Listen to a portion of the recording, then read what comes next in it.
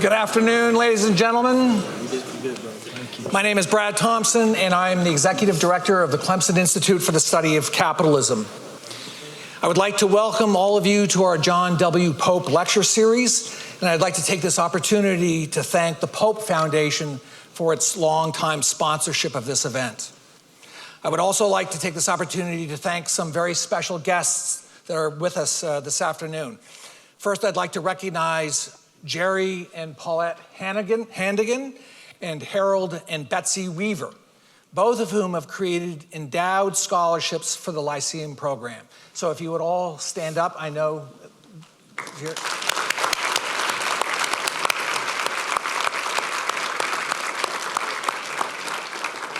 Thank you very much for your generous support.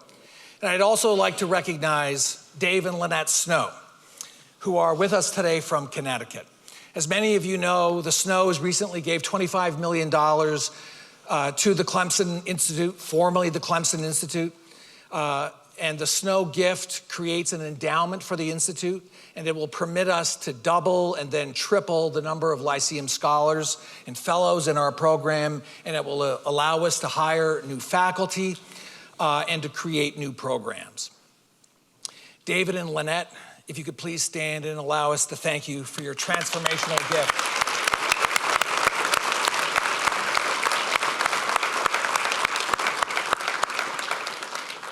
And now a word about the Snow Institute for the Study of Capitalism. The Snow Institute is America's premier academic center dedicated to exploring the moral foundations of capitalism. As many of you know, the Snow Institute is the home of the Lyceum program, which is now recognized as one of America's most prestigious academic programs. The Lyceum program uses a great books approach to studying the history of liberty, capitalism, the American founding, and the principles of moral character. It is now my great pleasure to introduce our speaker today, Congressman Trey Gowdy. Mr. Gowdy was born and raised in the upstate of South Carolina. He received a BA in history from Baylor University and a law degree from the University of South Carolina. He has been an assistant U.S. attorney and a district attorney in Spartanburg and Cherokee counties. In 2010, Mr. Gowdy was elected to the U.S. House of Representatives, a seat he successfully held for 8 years. During his time in Congress, Gowdy received the Defender of Economic Freedom Award from the Club for Growth, and he developed a national reputation for high-profile investigations of various government officials while serving as the chair of the House Oversight Committee and a House Select Committee on Benghazi. Since his retirement from Congress, Mr. Gowdy has written several books, including the New York Times bestseller, Start, Stay, or Leave: The Art of Decision-Making. And I learned last night at dinner with Mr. Gowdy that he has just completed his first novel, a crime thriller. Currently, he is the host of Sunday Night in America on Fox News and the Trey Gowdy podcast. Ladies and gentlemen, please join me in a rousing Clemson welcome for Mr. Trey Gowdy.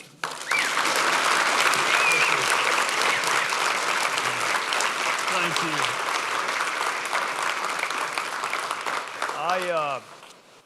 I hate being introduced. It's a reminder of what a difficult time I've had holding down a job through most of my career. I've bounced around a little bit. Professor Thompson, thank you for having me. Mr. and Mrs. Snow, thank you for everything that you have done to make today possible. To the rest of you, you have no excuse for being here, so just be real quiet as you snore is all I would ask you to do. We're going to get into the distinction between populism and conservatism, but with your indulgence, I'm one of the few people who left politics on his or her own, unindicted, undefeated. I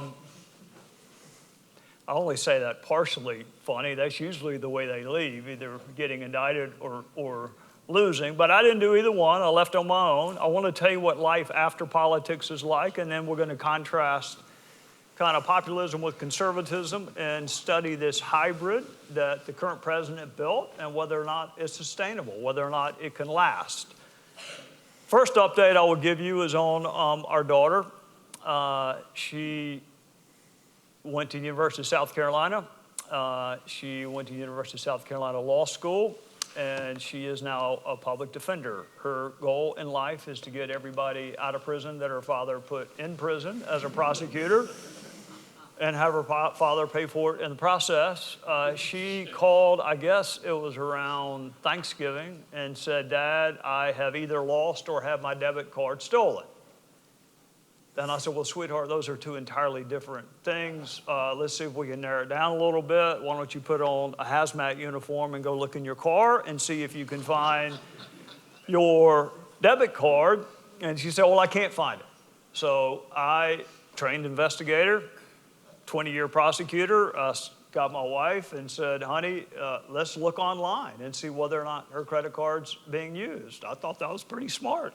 Go online banking, and sure enough, my wife's looking over my shoulder, and her credit card was being used in Columbia and South Carolina, and then down into Aiken, and then Augusta, and all the way down into Florida. And my wife, school teacher of many, many years, says, "I'm gonna call the police. Trey, you call the bank." And I kept looking at it, and I said, "Hang on a second, honey. Whoever took Abigail's debit card is spending a whole lot less money than she was, so we're actually not going to turn them in," and we didn't. Our son graduated Clemson with a degree in philosophy, so he had the same choice that all philosophy undergraduate majors have, which is, do I go to law school or do I go to work in the Bojangles drive-through window? And he opted for law school, and his mother and I were up in Virginia, and he was about to walk across the stage and take the diploma from the hand of the dean of the law school, and his mother was looking on only as an adoring mom can look on her firstborn child, and meanwhile, unbeknownst to us, he's having an epiphany that he doesn't want to be a lawyer. And I'm thinking to myself, why could you not have had that epiphany 3 years and $150,000 ago? But you can't say that because his mom is right beside you. So he moved on back home, and for a number of years he did what all of my friends do that have philosophy undergraduate majors with law degrees but don't want to practice law or otherwise work. He plays golf with federal judges and U.S. senators, other people that have part-time or next to no employment. It was around Christmas, I think, that I've got 5 jobs. Teach, practice law, but not enough to hurt my clients, a little lightly viewed television show, podcast. Thank you, Professor Thompson, for mentioning my book. I actually haven't read it yet. I don't know if I'll ever die in the end. If you've read it, let me know. But I've got all these files under my arms, and I'm walking through the back door. My wife's got her house locked up like we live in Mehadin or Yemen or Chicago or somewhere, dead bolted. And I can see him through the pane of the window glass, and he can see me, but he doesn't move a muscle. I've got all these files under my arms, and she's got the door dead bolted. He doesn't move. And so I drop everything, and I unlock the deadbolt, and I don't say a word. I do look at him. I don't say a word, and my wife says, could I see you in the back for a second? I said, "Sure, honey." She said, "You have no idea the stress that he is under." You're right, honey. I have no idea the stress that he is under. He has no student loans, no mortgage, no car payment, no nothing. I have no idea the stress that he is under. And she said, "Well, the man on his video game died this afternoon, and he had to start all over again." So other than an lack of objectivity as it relates to her children, my wife was a first grade school teacher for 20 years. Her life revolved around her 2 children and other people's children, teaching them, which is the highest calling of all. And we had 4 dogs, judge, jury, bailiff, and justice. If you can tell what I used to do for a living. I don't believe in reincarnation. If I'm wrong, I do not want to come back as her husband. I would like to come back as one of her dogs. She does not watch cable news. She doesn't follow politics. I'm not even sure she knows where I was for those 8 years. She is the kindest, sweetest, most Christ-like person that I have ever been around. But she has one flaw that I've been able to identify. She watches something called the Hallmark Channel. Are y'all familiar with that? Good Lord. It is the exact same movie every single night. Perfect man meets a perfect woman, overcomes an incredibly minor obstacle in life, and then lives happily ever after. So if you were taping the movie tonight, I apologize for ruining it for you, but it's the same one that you watched last night. There was one night several weeks ago when I thought we were on the verge of going to war with either Iceland or Greenland or Canada or Panama. It's hard to keep track now of which countries we're on the verge of war with. And I just said, look, I've had enough. I'm going to go to bed. And she said, are you worried that you're going to get called up because you're way too old and out of shape to actually serve in the military? And I said, no, I'm not worried about that. I'm worried Fox is going to ask me to find one of these countries on a map. So I'm going to actually go to bed. And God has a sense of humor. He sent me a dream. And I don't know if any of you have a background in psychiatry, but if you do, I'm going to share the dream with you, and then you can help me interpret it. And then we're going to talk about what I came here to talk about. But this has been vexing me since it happened. And you can trust me, I'm a lawyer who served in Congress, so this really did happen. I had a dream where 3 of my colleagues, John Boehner, Marco Rubio, and Lindsey Graham, all tragically were killed when lightning struck a hot yoga studio outside of Atlanta, where they were all taking a class. Good luck getting that image out of your mind. But they were all taking the class, lightning struck, and they perished, and all 3 made it to heaven, which could happen. 2 of them for sure, but in my dream, all 3 of them made it, and they were greeted by St. Peter, and St. Peter said, look, you're big shots on earth, but this is heaven, there are rules in heaven, you're going to follow the rules or there are going to be consequences. And so John Boehner was the first person to violate the rules of heaven. He broke into a CVS and stole some cigarettes and some self-tanning lotion, and in my dream, he's chained to Richard Simmons with a 10-foot-long chain that said, John Boehner, you have violated the rules of heaven, and this is your punishment for all of eternity. And then I see Marco Rubio. He had broken into Mary Magdalene's apartment and stolen some high-heel boots in case he ever ran for president again. And then on the way out the door, he took a case of San Pellegrino sparkling water in case he was ever asked to give the response to the State of the Union again. You may recall he took a swig of water on national television in the midst of his response to the State of the Union. But in any event, he was chained to Richard Simmons with a 5-foot-long chain. And I heard in a voice as loud as thunder, Marco Rubio, you violated the rules of heaven, and this is your punishment for all of eternity. And this is where I get a little bit emotional because I've known Lindsey Graham for 30 years. I actually liked him for a very small part of that time, but I've known him for 30 years. And he was chained to the former supermodel Cindy Crawford with a 3-foot-long chain. And in a voice as loud as thunder, I heard, Cindy Crawford, you have violated the rules of heaven.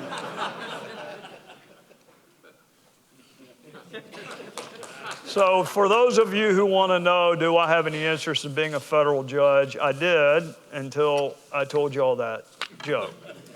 So where are we? When I got to Congress in 2011, we had the House, but not the Senate and not the White House. And we told you that we needed the Senate. We needed the Senate so we could pass legislation and then have it vetoed by then President Obama, and then that would serve as the contrast that's so desperately needed in politics. Politics is about contrast. This is what we believe, this is what you believe. That's what we told you. I remember being on stage with Tim Scott in North Carolina imploring the people of Western North Carolina to get out and vote for a guy named Tom Tillis, and they did. And they did. And Republicans took the Senate. That's what we told you. We need the Senate. You give us the Senate, we'll be able to pass legislation, send it to the president's desk, he'll veto it. Contrast, all for the American people to see. Never once did we tell you we actually need 60 votes in the Senate. And by the way, the Republican conference is an incredibly dysfunctional family, and we have a really hard time getting along with one another. That's not what we said. We said, give us the Senate, and great things will happen. And you did it, some of you. I don't mean to presume anyone's politics, but Republicans won the Senate. So then we pivoted, and we said, well, what we really need is the White House. We need the White House because the executive branch controls Supreme Court justices and all Article III judges and foreign policy, and it has the bully pulpit of the White House and executive action. So if you can just give us the Senate and the White House, we'll do all these wonderful things that you want us to do. See, for the most of the time that I was up there, the argument was twofold. Either we need something that we don't have, or our fallback argument was the other side is worse than we are. And while that may be true, sometime you may be successful in convincing people to vote for you, and then you actually have to govern. So in 2016, the American people gave Republicans the House, the Senate, and the White House. Everything you needed to govern except an agenda. Everything except a set of deeply held convictions that you could build consensus around. You may recall, people do recall, they recall Senator McCain doing this on the Affordable Care Act. What they don't remember is the first group to kill the Affordable Care Act was House Republicans. They said it wasn't conservative enough. That was the first death. And then it was the second iteration where John McCain did that. That made the news. House Republicans saying, no, it's not perfect, therefore we can't support it. That didn't make the news. So we had everything we needed except an agenda. Conservatism to me, and this is where I'll show my bias, but I'm going to try to be fair as I can be. Conservatism to me is not an electoral strategy. It is a set of deeply held convictions that you believe in so much you're even willing to lose. Jim DeMint, who was a senator from South Carolina for a number of years, once famously said, and was criticized for saying it, mocked in some circles for saying it, that he would rather have 30 ideologically aligned senators than have the majority that was not conservative. You can debate the politics of that. You can debate the wisdom of the politics of that, but you can't debate the conviction of that. So conservatism is a set of deeply held convictions and principles, even that you believe in enough that you're willing to run on it, even if it does not result in electoral success. Electoral success may be the natural probable consequence of those deeply held convictions, but the goal is to advance an agenda. It is not simply to win an election. I would contrast that by saying populism is much easier. It is find out what the people want, get a good pollster, repeat it back to them, and you will have electoral success. The question is, will you have an agenda upon which to govern? So if I were to succinctly put it, I would say populism tells people what they want to hear. Conservatism tells people what they ought to hear, what they need to hear, what they should hear. But you have to do it in a winsome, persuasive way. And then along comes, and I know somebody out there is about to crawl out of their seat and say, no, no, no, we found a way to do it. You did. You found a way to do it by combining elements of the two. Elements of doctrinaire conservatism meshed with elements of populism. And twice now, Donald Trump not only won the Electoral College, but most recently he won the Electoral College and the popular vote. Why does that matter? Why does it matter? It's almost impossible to argue that you have a mandate of any kind if you have not won the popular vote. The Electoral College, to me, gives you the right to govern. The popular vote and the Electoral College gives you the right for transformational change. It is very difficult to argue that a country wants transformational change if you don't have the popular vote. He managed to pull off both of them by creating, not unlike Reagan, Reagan also built a coalition. Social conservatives, fiscal conservatives, strong national defense. You go look at what he accomplished, winning every state except the home state of his opponent, and he almost won that. It was a sweeping landslide, the likes of which we will not see again in our lifetime. Donald Trump won every so-called swing state this most recent election. And he did so by combining elements of doctrinaire conservatism with what we call populism. The question is, can that hybrid govern? Can that hybrid reach an accord? Or are they so distinct that you can win, but you're dysfunctional in the process? And I want to give you a couple of examples, and then at the end, there's an opportunity that Professor Thompson will give you all to tell you how wrong I am about all of this. But before we get to that, I want to remind you, I want to thank the students that suffered through that 1-hour meeting with me earlier today. If you're here, stand up. You actually deserve, you deserve a badge of honor for listening to my cynicism for over an hour.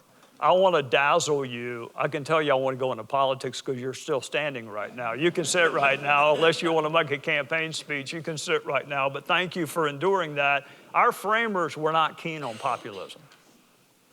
I don't want to break the bad news to you, but they did not trust us to pick the president, which is why you have an electoral college. They did not initially trust us to even pick our U.S. senators, which is why your state legislative bodies did that. They don't trust you enough to pick judges. Now, some states allow you to pick the judges, but your founding fathers did not allow you to pick judges. So our founders were not keen on populism.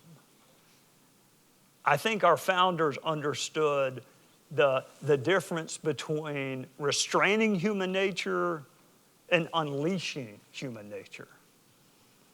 Populism, to me, unleashes human nature.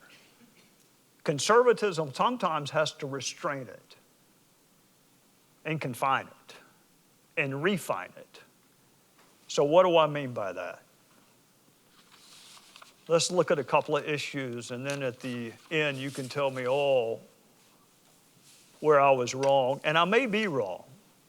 I may be wrong about it, about whether or not this is, it's either sustainable or it is indigenous to a single personality. That's the part I don't know.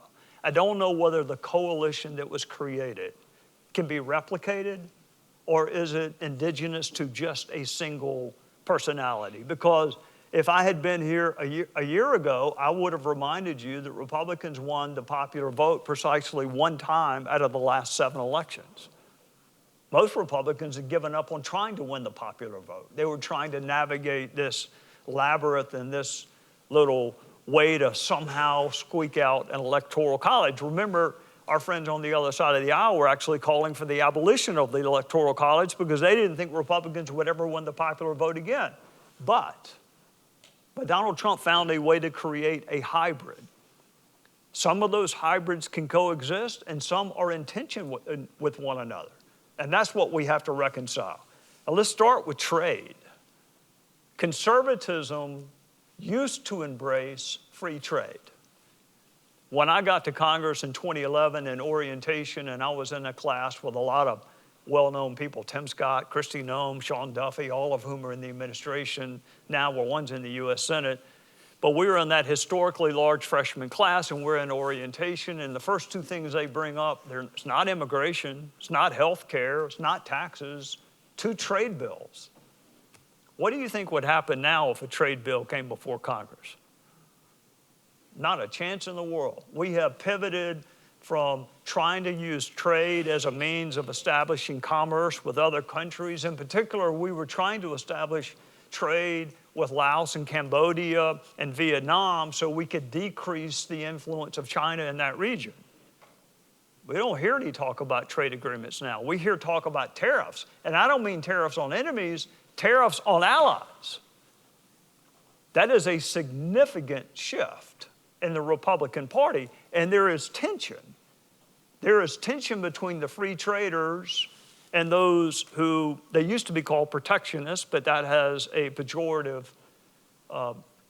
tone to it, so I won't use that word. I'll just say people who want a level playing field, or they want to incent people to manufacture things here. So the question is, are your fellow citizens willing to pay more to have things made here? Are tariffs inflationary? Does trade enhance commerce and therefore create economic connection and therefore reduce the chances of conflict? That was always the argument for free trade, that you're less likely to go to war with a country that you have an established commercial relationship with. Part of the change was COVID. We realized how reliant we were on other countries in the midst of that pandemic. But part of it is also the rise of what used to be the Pat Buchanan wing of the party, which were pure protectionist. Who's going to win the debate? Will the tariffs work? Will the tariffs create friction with allies that have been allies since the founding of our country? Will it drive up your cost? Trade is an area where the difference is almost irreconcilable. You don't hear much talk about free trade anymore, but when I got to Congress, that was the dominant wing within the Republican Party, and it is not anymore. Debts and deficits. I got to be honest with you. I slept through the majority of the State of the Union addresses that I had to sit through. They weren't that interesting. Tim Scott would elbow me from time to time and say, you have to stand up and clap. But even after a while, I just said, I'm too tired. I mean, if they mention the troops, I'll stand up and clap. Otherwise, you just got to leave me alone. I'm exhausted. You never hear serious talk about debt and deficits anymore. And here's how I'll tell you, it's not serious. Because you could how many of you have heard the new entity called DOGE, the Department of Government Efficiency? Everybody's heard of DOGE, with Senator Elon Musk from trying to think what jurisdiction he was elected to represent. That's right, he wasn't. So Elon Musk and others are doing something very admirable and something very conservative, which is cutting waste, fraud, and abuse and trying to limit the size and scope of government. This is where I think doctrinaire conservatives would disagree with them. You could zero out discretionary spending. Zero. No money whatsoever on discretionary spending, and you would still have a deficit for just this year. Not only are you not paying down the debt, you're adding to the debt. So what's off limits? If a populist were up here talking to you and they wanted to engender favor with you, what would they tell you is off limits? They would tell you your Social Security is off limits. They would tell you Medicare is off limits. Depending on what jurisdiction they were in, they would tell you defense spending was off limits. And then depending on which state they were in, they might tell you Medicaid was off limits. Those are the drivers of your debt, including interest on the debt. So the first August that I was in Congress, the Speaker sent us home with one task: convince people that are near retirement age to work 6 more months so Social Security will be solvent for their grandchildren. I've never met a more hostile crowd in my life. And I wasn't talking about subsidizing my grandchildren, your grandchildren.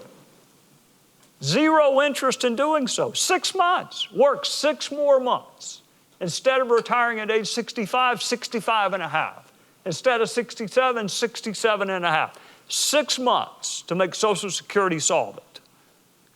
Raise the cap on Medicare so wealthy people in my hometown of Spartanburg who are more than willing to pay we have billionaires in Spartanburg, more than willing to pay slightly more for Medicare.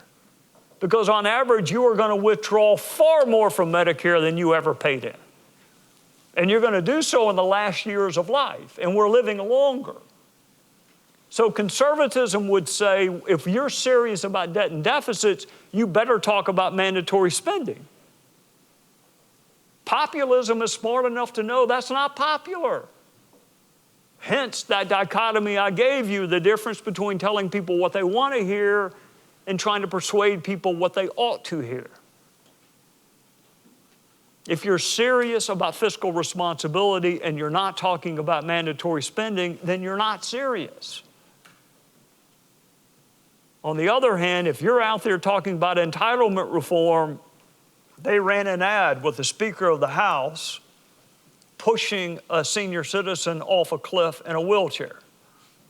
For those students that I met with earlier, my cynicism as it relates to politics would be in no small part because of things like that. Whatever shortcomings Paul Ryan may perceive to have had, to my knowledge, he's never pushed a senior citizen off a cliff in a wheelchair, but that was the ad they ran in his district because he wanted to reform Medicare. If you're the only party talking about reforming the entitlements, you're not going to win elections. So from a populism standpoint, yes, it's smart. From a conservative standpoint, if you're serious about debts and deficits, I'll give you another modern day example from just last week. So DOGE has identified certain areas where they have recouped money. What would you do with the recouped money? Conservatism would tell you to pay down the debt. Well, first of all, get in balance. Before you start paying off your debt, how about you just get rid of the deficit? Populism would do something that is very popular, which is give you a check for $5,000, pay a little bit down on the debt, and save a little bit for future spending next year. Popular, but is it the wise decision for a country that is $36 trillion in debt? I'll give you one more example, and then we'll move on this because it reminds me of my own household finances, and it's depressing, so we'll move on to something else. Y'all may recall after Joe Biden won in 2020, there were 2 Georgia incumbent senators on the ballot. People always say, well, this is the most important election of my lifetime. Control of the House and Senate's on the ballot. We always say that. This time it happened to be true. Literally, control of the Senate was on the ballot in Georgia with 2 incumbent Republican senators running. And what was the Republican idea to get you to support David Perdue and Kelly Loeffler? Do y'all remember what the idea was? The idea was to give everyone $2,000 in COVID relief money. Now, would you say that's conservatism or would you say that's populism? Because I'll tell you, conservatism would say if you haven't been hurt by COVID, then you've lost nothing. Conservatism would say if government has taken from you, then you should be made whole. Conservatism would not say we are going to send you a $2,000 windfall if you have not suffered financial loss because of government action. But populism will try. The result was both seats were lost. All right, enough on debt and deficit. I'm depressing myself. Now we're going to move on to another area of demarcation. Foreign policy. You're seeing the chasm play out right now. Conservatism would tell you you need a strong NATO, you need to increase defense spending, that America is not only a military leader worldwide, it is a moral leader worldwide. Professor Thompson and I were discussing something called the Million Dialogue. I think we have some Greek fans in here. I believe you will find it in a book written by Thucydides. It's a fascinating dialogue between the weak and the strong. And I view the strong as having a responsibility to take care of the weak. I don't like bullies. That's probably why I became a prosecutor. I don't like it when people take advantage of people simply because they can. Populism, as of late, has equivocated a little bit. It's even hard to get some people, well, more than hard. There was a UN resolution blaming Russia for the aggressive invasion of Ukraine, and guess who voted no on the resolution? You did, along with North Korea and Sudan and Russia and some other countries that you never knew you had anything in common with. So what is the state of our foreign policy? I think that you actually can build a bridge between the two. Populism is decidedly more isolationist, decidedly so. Conservatism, you could argue, is what got you into Iraq. It is what got you into Afghanistan, mired into 20 years. How do you build a bridge? I would argue right now that the current administration may be constructing that bridge. The tactics, you are welcome to critique. The result is a mineral rights deal with Ukraine, which eliminates the argument that there are insufficient ties between us and Eastern Europe to warrant our engagement. If there's a mineral rights deal, particularly rare minerals, then no longer can your critics say there is no connection between the U.S. and Ukraine. So for all of the talk of the last 10 days about Ukraine not having elections, I'm not sure Russia has them either for that matter, for all of the social media sparring between Zelensky and President Trump, what is being done? What's being done is a bridge is being built. Can you reconcile the isolationism of populism with the projecting of a strong U.S. presence worldwide? You can, if you can convince people that it is in America's interest, even a place as far away as Eastern Europe. If you want to watch an area to see whether or not this hybrid that's been built can be kept, I would tell you to watch foreign policy. Whether the isolation wing wins out, whether the military-industrial complex wins out, or whether they reach this accord where we will redefine what is in America's interest, but so long as it is in our interest, we will remain engaged.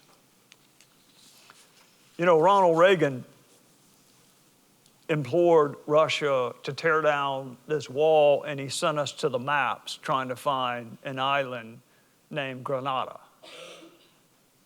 And I still can't find it. I think there's a medical school there, but he invaded Grenada. That's doctrinaire conservatism.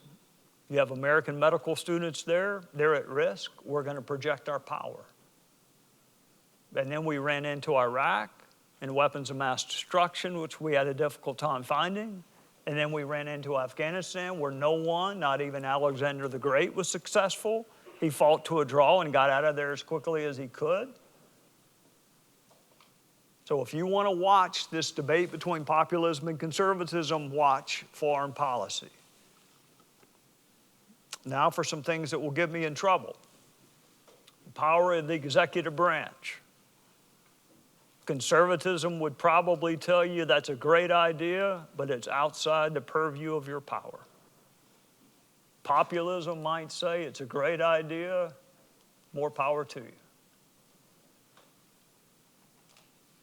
You know, I found it interesting the number of times that President Obama was taken to court and President Biden was taken to court, including some lawsuits I probably signed off on, although I didn't read them. Wouldn't be the first time that happened. But we were challenging the power of the executive to do whatever the executive wanted to do. Because this Madisonian or Adams model, in deference to Professor Thompson, I call it the Madisonian model, branch integrity, branch equilibrium, that the branches would fight for one another, fight against one another, fight for their own territory, fight for their own jurisdiction. I was on the floor of the House when President Obama said, I have a pen and a phone and I will do it with or without you. And I watched my colleagues stand in rapturous applause at the deneutering of their own branch, the insignificance of their own branch. And then I watched as Joe Biden, very popular to say, I'm going to give you a little more time and a little relief on your student loans. That's popular, particularly with some constituencies. But he also said, I probably don't have the power to do this right before he did it. So he was taken to court. So if you're going to be a check on the other side's executive power, are you also going to be a check on your own side's political power or executive power? Or has everything become politicized? As long as it's our team that does it, it's okay, but if it's the other team that does it, it's not. Conservatism would tell you for us to last, you need 3 strong independent branches. Populism would tell you that right now the legislative branch is by far the weakest of the 3, and they're doing nothing to stand up for themselves, and nature abhors a vacuum. So what vacuum they've created, we're going to fill. I think it was Alexander Hamilton. I'm sure one of our political science professors will correct me if I'm wrong, but he worried that the judicial branch would be too weak because it had neither the sword nor the purse. You go back over the last decade or 2 decades, the major inflection points in the social history of this country have been decided by non-lawyers in black robes that not a single one of you have ever voted on. I don't know that that's the Madisonian model. If he worried the judicial branch would be too weak, he should sleep easily wherever he is laid to rest. That did not happen. What did happen was what was supposed to be the most beautiful of equal branches, the legislative branch, has neutered itself. So the question is why? What your framers could not have envisioned, they would never have envisioned a branch not sticking up for itself. What they got wrong about human nature, and they got a lot of things right, but what they got wrong about human nature, I don't think they ever could have foreseen that people would want their jobs worse than they wanted the integrity of the branch that housed their job.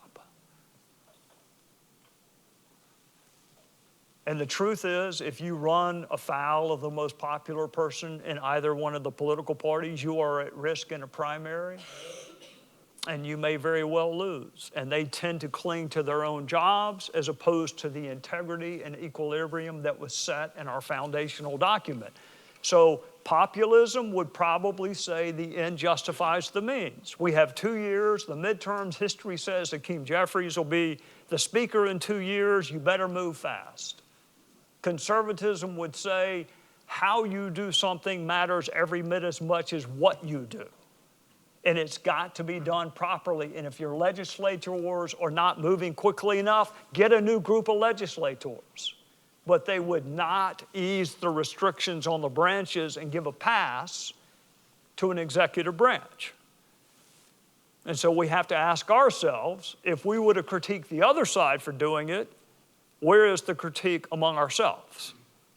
If we don't want an executive that encroaches, because once that encroachment begins, the next Democrat president, and there will be another one, is also likewise going to take advantage of that void or vacuum that was created. And then you will have an ever-expanding executive branch and an ever-weakening legislative branch.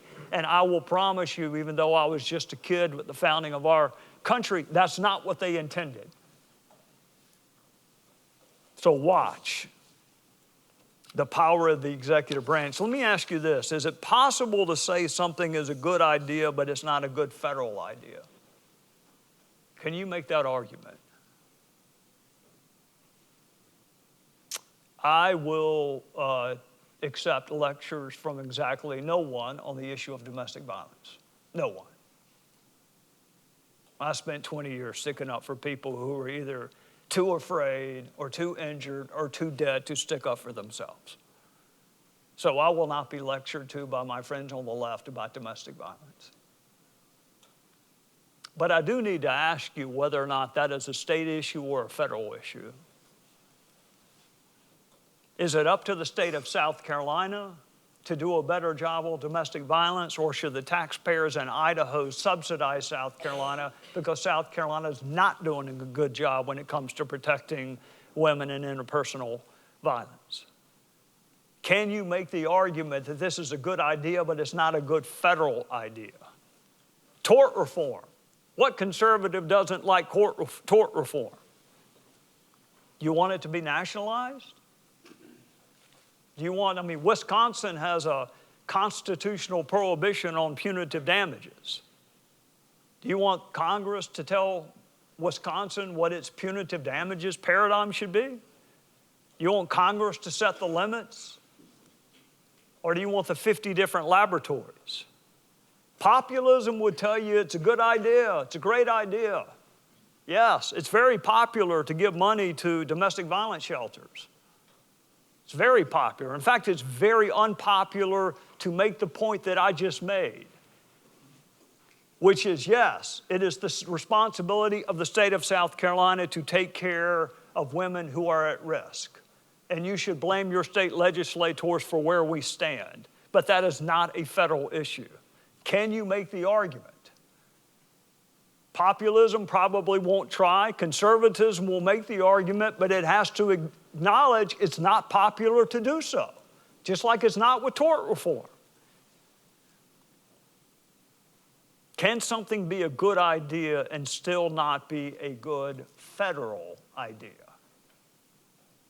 And if you agree, then you are beginning to see the difference between conservatism and populism. Free speech. This one will get me in more trouble than I've already gotten myself into, but it's important to mention.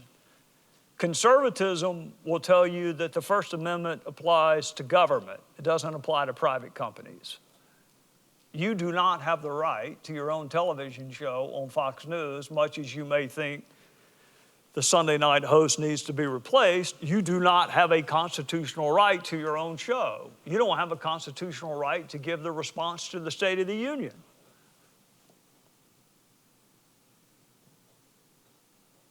You do have the right to go on social media and say something that is patently false.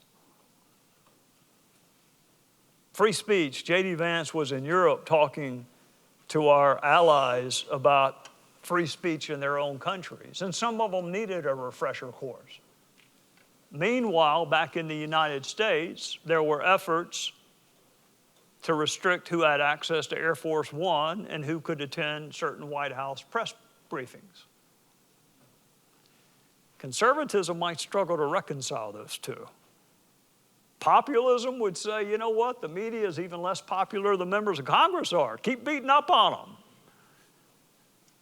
Conservatism tells people, I think, what they ought to hear in a persuasive, winsome way. Populism tells people what they want to hear. It's popular for a reason. It's called populism for a reason. People want to hear it. Healthcare. This one's tricky. Is access to health insurance or health care a right to be provided to you by government? You think it is? You know, like most other people in Congress, I get the Declaration of Independence confused with the Constitution. I'm pretty sure it was the Declaration of Independence where Thomas Jefferson said, we hold these truths to be self-evident, that all men and women are created equal, endowed by their Creator with certain unalienable rights, among these life, liberty, and the pursuit of happiness. I think that was the Declaration of Independence and not the Constitution. I don't know how you can have life, liberty, and the pursuit of happiness if you also don't have health. Which is why what was later called Obamacare originally began as, guess what? A conservative idea. We're going to make you buy health insurance. You want to be a good citizen? Part of being a good citizen is insuring yourself. We make you insure your cars. We make you insure your homes if you have a mortgage. We're going to make you buy health insurance. What does populism say? Turns out the Affordable Care Act was more popular than we thought it was, because I do not hear any more discussions about ripping it out root and stem, which I once did. Conservatism might tell you that that should be handled by the state. Populism has not made much of an effort to do anything with the Affordable Care Act within the last 4 to 6 years. It was all we ran on for the longest time. Do you remember all the fundraising letters we sent you? Send us $25 so we can repeal Obamacare? Did you get your money back? Turned out to be more popular than people thought it was. Does that mean it's more constitutional than you thought it was? I would encourage you to go read John Roberts' opinion. He got a lot of flack for one part of his opinion, the part that affirmed the Affordable Care Act. Go read the part of his opinion that dealt with the Commerce Clause. Conservatives have been waiting for that for decades, if not longer, sticking to the enumerated powers. He just used the tax and spend clause to get around it. But you go read his Commerce Clause section of that Sebelius versus the U.S. And that was written, that was a conservative's dream come true, that section of it. So can you reconcile individual responsibility, the accountability of being a citizen, not having your health care provided for, not letting your fellow citizens pick up the tab for it? Can you reconcile that with the popularity, apparently, of the Affordable Care Act, because there hasn't been much of an effort lately to do anything about it? Which brings us to two more points I want to make. Populism was way ahead of conservatism on the border, way ahead. Populism was way ahead of conservatism. Conservatism, at least when I was there, was arguing that we don't have enough workers, that we have an aging population and we didn't have enough children, and therefore we need an influx of workers so we can sustain the economy. That's what conservatism was arguing when I was in Congress. Populism was saying, no, there are Americans that will do those jobs, and we need tight borders, and we need to know who comes and who goes and how long you stayed and whether or not you've overstayed your visa. And populism was right about that. The border was out of control. There will be a time where those two also have to reach a hybrid. And I think we're watching that play out right now. I don't hear much of an argument for letting people who have been convicted of multiple crimes remain in the United States, other than perhaps from the mayor of Boston. I don't hear anybody making that argument. I also don't hear many people saying we want you to go into schools and identify the children who are the children of people who are not here legally. So there will be a meeting of the minds between populism and conservatism on who to prioritize for purposes of deportation. And if you can just start with the people who committed the misdemeanor of crossing the border and then move on to those who have also committed an additional crime, that seems like a pretty good place to start. And once you run out of all of that, if you want to then move on beyond that, that's the debate to have. But I don't think we're going to run out of people, prospects, not in my lifetime. I want you to do something for me. I don't think any of you are sitting next to a lawyer, so do this. Or if you are, you can leave your eyes open. I was going to get you to close your eyes, but you may be sitting next to a lawyer, or even worse, you had a banker. So imagine the 10 most influential voices in the Republican Party or the conservative movement or to the right, however you want to phrase it. Imagine the 10 most influential voices on the right. And now ask yourself, how many of them are in office or have ever held office? And I will bet you if what happened with these students that were tortured enough to have to meet with me for an hour happens with you, one name that's ever been elected will be on your list: Donald Trump. The rest are podcasters or television personalities or bloggers or Instagram stars. This, to me, may be the greatest line of demarcation between conservatism and populism. Who is going to set the agenda for whatever comes next? People who have done it or people who have never done it? I've done both. I've done it and then I've talked about it. I can tell you talking about it is much easier than doing it. You don't have to cast any votes if you're a host on a television show or a blogger or a podcaster. You don't have to weigh and balance whether the bill is good enough or not quite good enough. You don't have to do any of that. If you're a media personality, you are free to criticize what everyone else has done, and you never have to do it yourself. In what other realm would you allow someone who's never actually done it to set the agenda? How many of you would go to a criminal defense attorney who said, look, I got great news. This is the first time for both of us. First time you've ever been charged, first time I've ever been to court. How many of you would go to a heart surgeon and say, God, this is exciting. First for both of us. So why do we do it with politics and government? Why do we listen to people who have actually, if they have all the answers, tell them to run for office? There are 535 openings. Go find one. It's less lucrative. So who is going to set, if there's going to be a hybrid, who's going to set it? Who's going to dictate what it is? Who's going to tell you this battle between conservatism and populism, which element should win here, which one should win there? If all you've ever done is talked about it and never once actually had to craft a piece of legislation or cast a vote, in what other facet of life would you allow someone who's never done it to set the standard for how it should be done? I'm not telling you who ought to be on your top 10. I'm just telling you the fact that we live in a culture where probably only one person, Mike Johnson was a wonderful colleague of mine, wonderful person. He's third in line to the presidency, but he ain't third on your list of top 10. In fact, Mike didn't even win the speakership without the help of the one name that is on your list.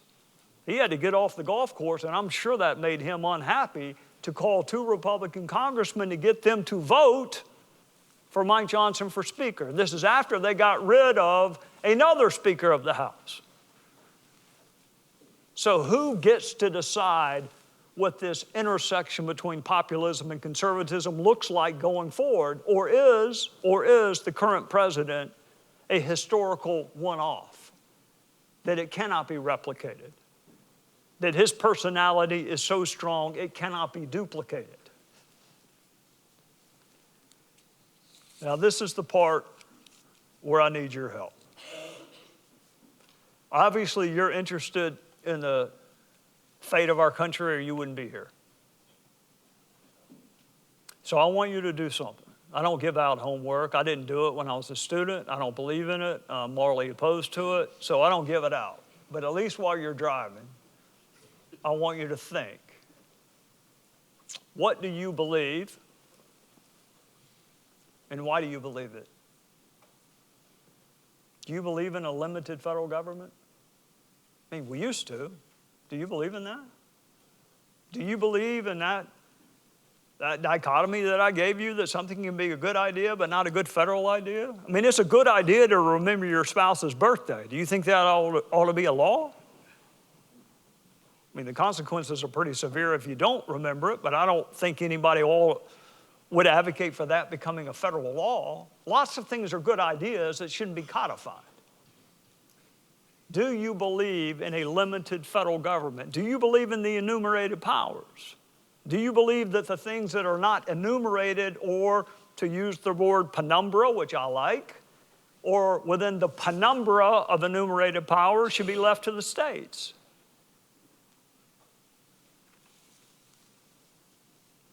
Free markets. What do you believe on free markets? Who's got the better argument? It is appealing to have things built here. It is very appealing. It is not appealing at all to me to be reliant upon countries that don't have our best interest in mind. You live in a state, I can't speak for you. I asked Professor Thompson this question at dinner last night. He was kind enough to take me and even kinder to pay for it. I asked him how many Boeing airplanes he had purchased, and it was only 2. I've actually never purchased one.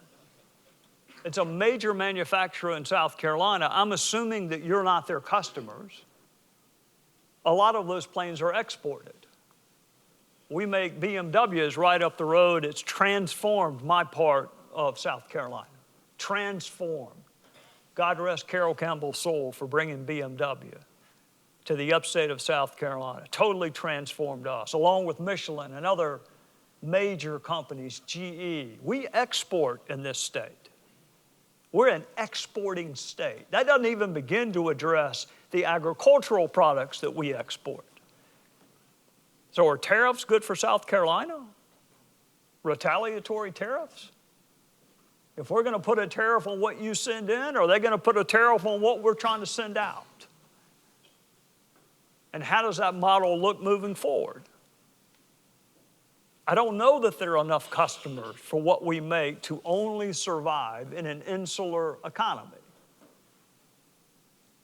But we're going to have to figure it out because there is tension between trade and tariffs, and we're watching it play out right now. What do you believe and why do you believe it? Do you believe in personal responsibility?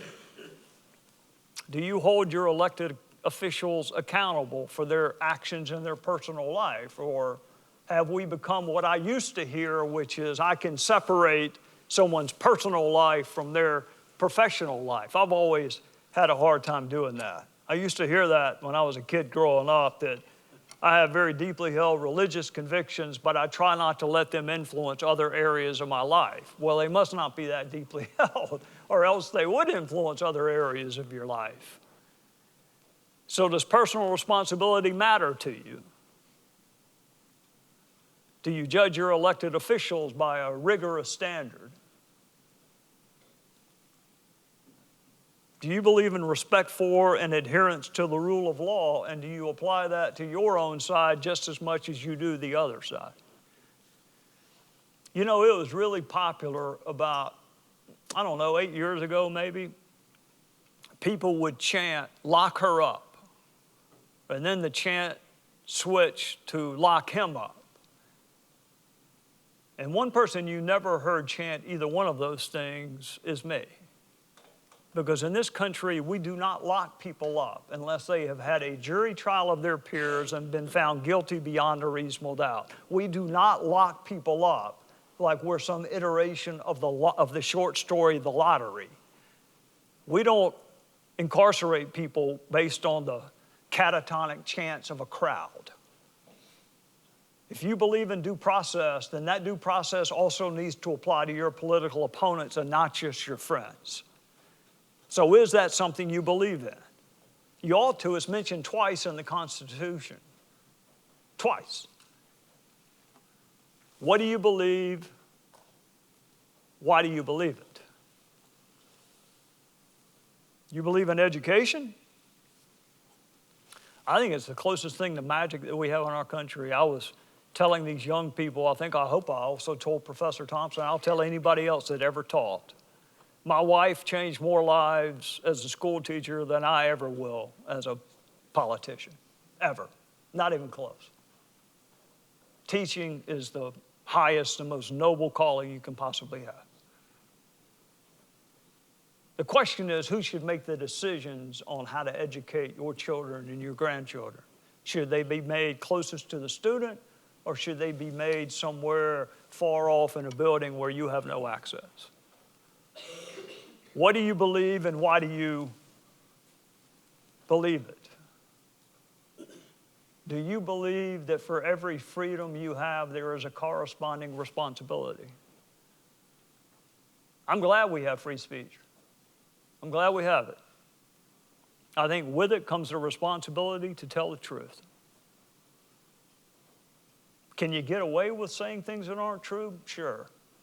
Do I want to punish people for it? Not in the way that you might use the word.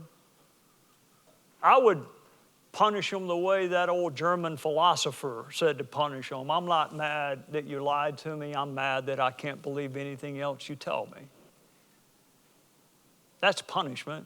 It's not incarceration. Nobody wants to lock up somebody for telling a lie. Do you value the truth? Do you value it enough to require your friends to tell it?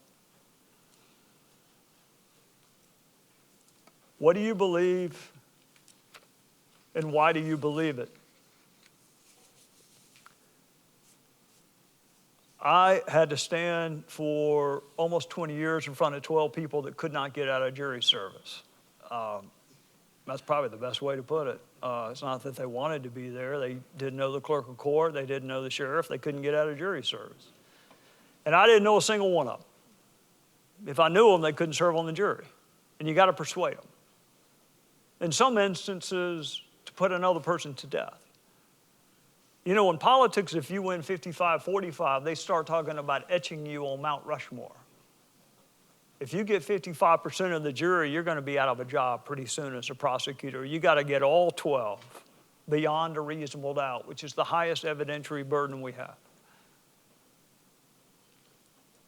So how do you do that? How do you convince people, whether you're a subscriber to populism, conservatism, a hybrid of the two? I'm not here to tell you what to believe or why to believe it. That's not my job.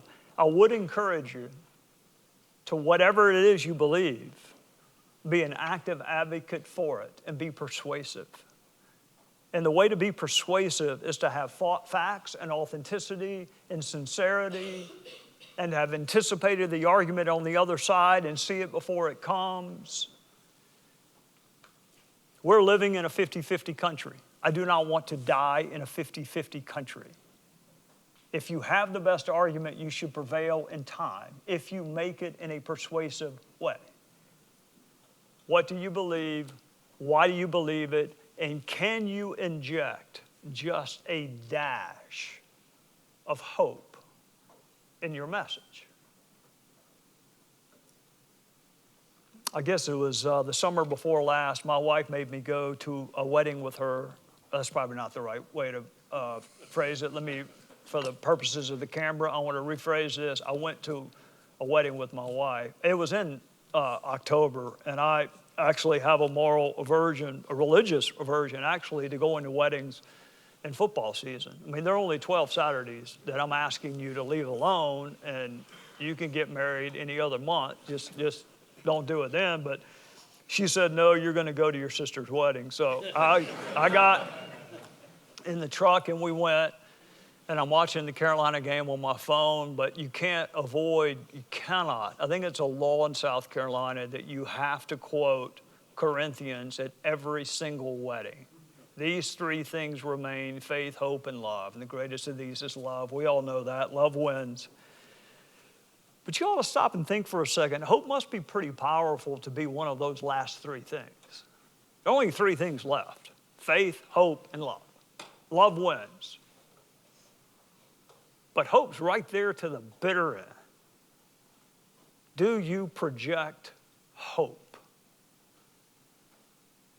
I used to teach a class at Clemson with my best friend in politics, the man who will preach my funeral, assuming he's not the one that kills me. And even then, I probably would still have him. I want someone who will talk a long time and make stuff up. And so I've asked Tim Scott to preach my funeral. And Tim and I were meeting together for dinner in D.C., which we did every night that we were there. And I know that sounds hyperbolic, but it's true. We made a commitment that we were going to meet every single night that we were there, even after he went to the sleepy side of the Capitol and joined the Senate. They had to put the food in one of those little puree things so he could eat it. But we would eat dinner together, and we were swapping stories about growing up. We're almost exactly the same age. And he was telling me the story of growing up in Charleston with his grandfather. He grew up in a single-family household, single parent, just his mom and his brother. They shared a room, not a house, a room, with his grandfather, Artemus Ware. And Mr. Ware would hold up the Charleston Post and Courier at breakfast because he wanted young Tim Scott, an impressionable grandson, to value education. It's the closest thing to magic that we have. In our culture, it's the pathway to prosperity. You got to know what's going on in this world, grandson. You got to be educated. You got to know something about civics, about the way the world works. So he would hold up the Charleston Post and Courier to mimic the power of education for that young, impressionable Tim Scott. And I interrupted him, as lawyers are prone to do, and say, my dad did the same thing, Senator. Different paper, Spartanburg Herald-Journal. I had 3 sisters around the table. They would ask him a question, and he might deign to lower it for just a second and answer it. Not if I ask it, but if one of my sisters did, he would lower it. And I said, isn't that neat? We grew up exactly the same way, with father figures mimicking the power of education. And Tim hung his head and said, the difference, Trey, is that my grandfather could not read. He actually died never learning to read, never learned to write, because the ceiling for his life was picking cotton. But he wanted to instill something in his grandson. It's called hope, that this is not the ceiling for your life. So the man who picked cotton had a grandson who picked out a seat in the U.S. House of Representatives, later picked out a seat in the United States Senate, and later ran to be the President of the United States. And that happened in one generation because of the power of hope. Do you communicate hope with people that you are trying to persuade? And I will close by saying this. I get the feeling of inadequacy. I'm not in politics. I'll never be back again. You couldn't get me to go back in. Halle Berry couldn't talk me into going back into politics. I'm not going back. And so I'm just like you, an average, everyday American that cares about the fate of our country. And when I would fly into Washington, I'm flying into an airport named for Ronald Reagan, into a city named for George Washington, and I'm looking out the window and I see a statue to Abraham Lincoln and Thomas Jefferson and Martin Luther King Jr., and every building's named for someone famous, and every room inside that building is named for someone famous, and you are overwhelmed with your own sense of inadequacy. And you have a tendency to say, well, just let other people do it. I mean, let the mayor do it. Let county council do it. Let the governor do it. Let the Supreme Court do it. Let the famous people do it. I didn't run for office. I didn't sign up for this. Y'all go do it. I'm going to sit here and complain about it. Y'all go do it. And eventually, even a guy from South Carolina figures out that there's another side of the airplane. There's that side with all the fame. But even I, after about 4 years, figured out there's another side to this airplane. And you can see these gently rolling hills punctuated with elegant white crosses. The most tragically beautiful sight from the sky. And I can't name 5 people there. So who do you think founded, perfected, defended this country, this experiment in self-governance? Who do you think? You think it was just the famous names that you read about and know, or do you think it was the average, everyday Americans who found something just a little bit bigger than themselves to live for? So if you're looking and waiting for a messenger, no matter how persuasive, how wonderful the oratorical skills of whoever you like is, the best eyewitness for the America that you want to see is you and an authentically lived life. Professor Thompson was asking me about different people that I cross-examined when I was in Congress and cross-examined a lot of people in a courtroom. I've never won an argument with an authentically lived life. Never successfully cross-examined an authentically lived life. So you find out what you believe, and you find out why you believe it. And if you happen to be a Republican, you figure out how to build something sustainable that maintains this hybrid between doctrinaire conservatism and populism. And if you happen to be here but are on the other side of the political aisle, my advice to you is the same. Gather the facts and make your argument and be persuasive. We're living in a 50-50 country, but that doesn't mean we have to die in one. And if you're looking for a messenger for change, I'd start with yourself. Thank you all. Appreciate you letting me be with you.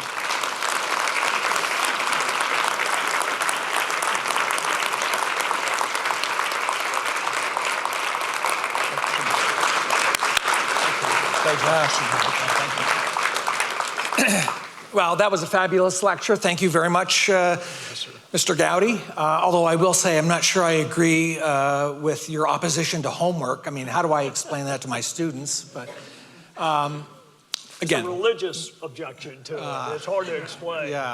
Yeah, right. We have time now, a few minutes for questions for Mr. Gowdy. So if you would, we'll take the first couple of questions from students. But if you would, we don't have microphones set up as we typically do, but if you would please just raise your hand and then stand, state your name, and then ask your question. And I'll leave Mr. Gowdy to moderate the Q&A session. I wish I had a lawyer. Do I need one? You want me to show preference to students? Or? Yeah, first two questions Well, from they all students. look so young. It's hard for me to tell. Yeah. I'm guessing those may be students over there. I'm guessing. Yeah. You got to yell at me because I'm deaf. All right, my name is Caleb Kroll. My question is, what elements of human nature do you think Trump is trying to unleash, and what devices will he employ to rein it back in under the presumption that he operates under that hybrid model? That's a great question. I think ambition is what our founding fathers identified as indigenous to our human nature. Self-interest, and I don't mean that in a negative way. I mean, so we're all wired for self-interest. Now, can we also incorporate the benefit of others to that? Yes, I think that's arguably more learned. You have to acquire that. I mean, you will never see a more selfish, my father was a pediatrician. You'll never see anything more selfish than a child. They want what they want, and they want it then, and they're not terribly patient. I think it's our nature to be ambitious. It's our nature to be self-interested. I do not, unlike others, unlike other commentators, I do not blame the person seeking the additional power. I'm in the minority. I blame the people who created the vacuum. When I was the DA, solicitors ran the docket. I got to pick which case to try and the order in which to try. And that is a huge advantage. And I also happen to think it was unfair. I ceded that power back to the courts. And my local paper, the only positive article I think they ever wrote about me, they said this is unusual to cede power back. People aren't wired to do that. So I don't know that Trump has created ambition. I think he wants to move with speed. History says he has 2 years. Now, he may defy it. He's defied history before, but he may defy it. But history says he has 2 years, and he has a narrow majority. And I think he watched how hard it was to even, for the House to even pick a speaker. And he says, well, I can't do what I want to do the legislative way, so I'm going to do it by executive action. And he also watched his predecessors. Other presidents have, I mean, I'd need Professor Thompson or another learned scholar to say which executives have ever not tried to expand their power. He's not alone in doing that. I blame the legislative body for being more interested in keeping its job than keeping branch integrity. And it breaks my heart to say that. I'm not trying to get you to go to YouTube and watch it, but I gave a speech on the floor of the House that we make law. We do. Now, I made that speech under President Obama. The words of that speech should not change no matter who the executive is. The legislative body makes law. And if they don't, that vacuum will be filled, either by the judicial branch or the executive branch. So I don't blame the lion. I blame the wildebeest for being too slow. Yes, sir. I think, yes, ma'am. Yes. Hi, I'm Spaya Johnson. I'm a senior Lyceum scholar, and you spoke about lies and the tragedy of how when someone lies, you can't believe anything else they tell you. How are we supposed to navigate a world and give good arguments for a position when most of our media outlets and sources of information are guilty of those lies? Especially when a lot of our political arguments with other people hinge on whose facts are correct, rather than even the principles behind it sometimes.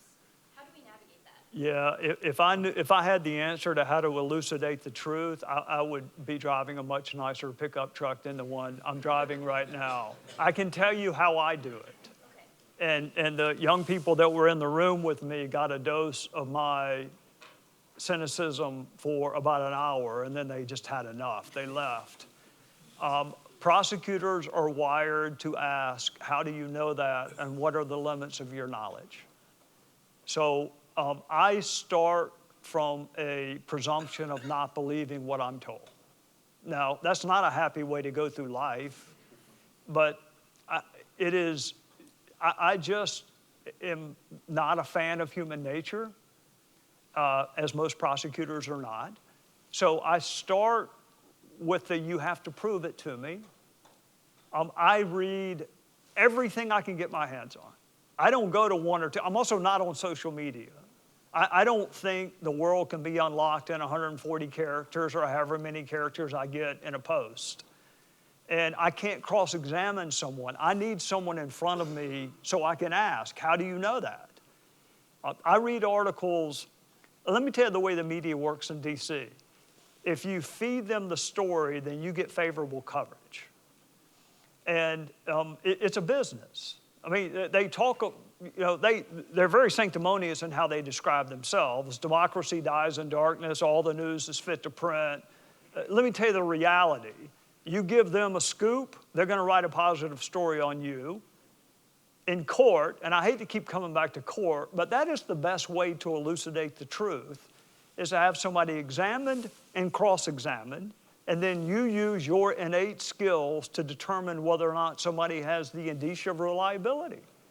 I mean, if somebody wasn't present for something, are you more or less likely to believe them? Probably less. If somebody doesn't, I mean, COVID's a pretty good example. My plumber offered me advice about COVID. I also had an infectious disease expert that offered me advice. Both opinions, I guess, constitutionally have worth. They don't have equal value. No offense to my plumber, but they don't have equal value. So you have to learn how to assign value to the information that you get. Y'all have it tough. I mean, social media, one of the students earlier today asked me if I thought it was helpful or hurtful to politics. I think it's destructive. I know that's unpopular to say, and that guy, what's the senator from nowhere, from Mars, Musk? I know he owns a really popular platform. I just think life is more complicated than hiding behind a nom de plume and saying something that there's no evidentiary basis for saying. So I want you to ask, how do you know that? What are the limits of your knowledge? Do you have a bias or a stake in the outcome?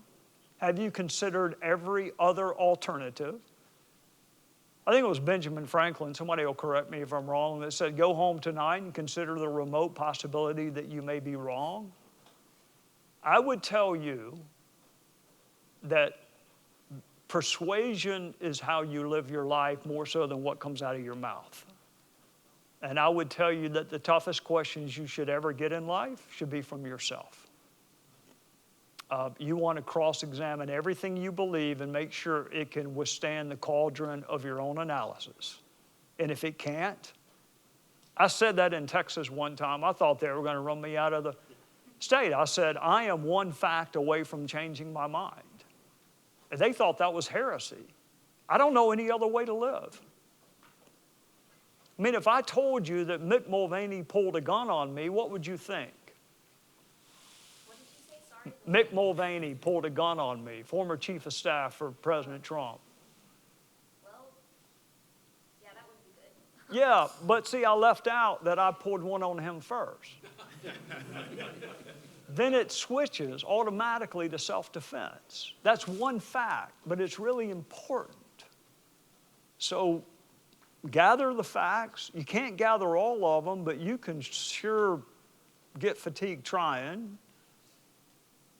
If you're debating someone, ask them how they know that. What are the limits of their knowledge? But words don't win arguments nearly as much as actions, is what I have found. I'm not running again, Professor, but I hate not calling on people. I mean, I got a student there. That guy looks like he might be a grad student. I mean, got a beard. Time for 2 more questions. Well, I see 3 hands. How about we'll do them quickly. We'll go there, and then that way nobody leaves madder at me than they currently are. Hi, I'm Robbie. I'm a freshman in the Lyceum program, and you spoke earlier about the legislature, quote unquote, neutering itself to hold on to their seats. So I was wondering what you think the effect of the 17th Amendment directly electing senators has had in the balance of, doctrinal conservatism versus populism. Yeah, that's a tough one. You don't win a lot of friends by telling people they should not elect their own senators. And I don't have any more confidence in our legislative body in Columbia to do, no offense to those guys and gals, but what do you think the chances of them electing one of their own would be? Jim DeMint, do you think he ever would have been elected to the United States Senate if the legislature picked senators? Do you think Tim Scott ever would have been elected? I don't. I understand why the framers did it that way, and I like to use that as an example of them not being populist. It is hard for me to tell an educated, moral citizenry that they are not able to elect their own leaders, but the caveat being an educated, moral citizenry. You have to educate yourself. I have just as much confidence in you picking our next U.S. Senator as I do a representative from Bamberg. I just have a feeling they would pick their own, and it would be closed off for everyone that's not in the state legislature. I don't think our framers ever envisioned people wanting to stay in politics. I think the travel was too hard. I think they had other things they wanted to do. I think if something were to have surprised them, they would be surprised that when I left, 17 people wanted my job. A job I did not want. 17 people wanted it. I think they'd be surprised at that.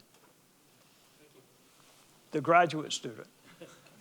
Thank you very much for your time, sir. Yes, sir. I'm Devin Downs. My question touches on some of your comments, particularly with what you said about with the focus on executive power and the legislature's abdication of its power. And quite simply, is there any incentive for the legislature to reclaim its constitutional authority? And if not, what actionable changes are possible, though not necessarily ideal? Yeah, the incentive is to remain a republic, to not cease to exist and go the way that other democracies have gone. I think the tension is what will keep us in existence. I think the stronger the executive, the less likely this tripartite system will hold. So what do they need to do? The Senate, I wonder if it were a secret ballot vote, how many cabinet members would have made it through? I think I know the answer because I have relationships with some of the senators, and the political reality is some of them are in cycle in 26. Can they survive without the endorsement, or can they survive running afoul of President Trump? Probably not. So is that their fault or is that our fault? That's the only endorsement in my lifetime that's really carried weight. I used to tell people endorsements were worthless. His is not. His carries the day. So what I don't know is whether or not that's sustainable, whether whoever comes after him will have that influence. What can be done about it? I would go back to that list of 10 that I asked you. Why is it that John Thune and Mike Johnson were not on your list? Why is it that most people can't name the chairman of House Ways and Means, but they can name the Call Her Daddy podcast? I mean, why is that? Why do we have disdain for our elected officials, but yet continue to reelect them time and time and time again? I don't know. That's something we have to ask ourselves. I just know that Mike Johnson's a wonderful guy. We were on Judiciary together. I'll bet you he didn't make a single one of your top 10 in terms of influence on the right now. So if you're third in line to be the leader of the free world and you're not on any of your top 10, where did that disconnect come from? And, you know, at the risk of repeating myself, but it is almost supper time, I would encourage us, I'm not saying disregard the opinions of people who haven't done it. I'm not saying that. I'm saying I would give some weight to people who have actually been there and done it. I've talked about it and I've done it. Doing it is harder. Reading a teleprompter, although I make it seem challenging, is not that challenging. One more. Looks like another grad student with a beard over there. I'm Will Lawson. I'm a senior in the Lyceum program. My question is related to the previous one, but more on the side of like nature, because I think you present an interesting diagnosis of the legislature with them, like with their desire to keep their job, but that renders them powerless and effectively making the legislative branch more weak. So is this in a way self-correcting? Like, are they going to get tired of working a position that is lacking that power that's like inherently owed? Or is there just a certain status or fame that comes from being a politician that's sufficient? And if that's so, how would you remedy that? Can I answer your question with a question? That's how most of my questions are answered. Did you ever read The Hobbit or the Lord of the Rings trilogy? Are you familiar with it? The Hobbit is my favorite book. Okay. Do you call him Gollum or Smeagol? Well, it depends on what side of the schism he's on, but more Gollum. All right. Gollum loved what? His precious. And the precious was what? Virgin power. And members have a pen. I was actually talking to one of the young ladies. She probably left because she got mad because I asked her why she was wearing a Clemson pen. Oh, there she is. She goes to Clemson and she's wearing a Clemson pen. I never wore my member pen when I was there. I literally would see colleagues doing this with their member pen. Their identity was caught up in being a legislator. Your identity should be in being a husband and a father or a son or a friend. It should not be in a title. But I have seen more broken people because they got out of politics. It's just the roar of the crowd. It's something in them has to have it. And it's more important to have the trappings of the office than it is to have branch integrity. I mean, I know y'all thought I was kidding when I said I left unindicted and undefeated, but that is unusual to leave. Most people run for something else or they get defeated. I chaired 2 committees. I walked away as a chairman because that's not what I want to be known for. I want to be known for being a good prosecutor. That's what I want to be known for. I can check that off. Whoever's walking through the receiving line telling my wife how sorry or how happy they are that I'm dead, I want them to say, assuming she doesn't bring a date to my funeral, I want them to say, he was a good prosecutor. I don't care about the rest of it. So until we get to the point where we have truly reluctant leaders, Bill Barnett, anybody ever heard of Bill Barnett? Anybody from Spartanburg, South Carolina? We have a park named after Bill Barnett. He was the mayor. He won as a write-in. You know why he won as a write-in? You're a Lyceum scholar. Of course you know why he won as a write-in. He didn't want the job.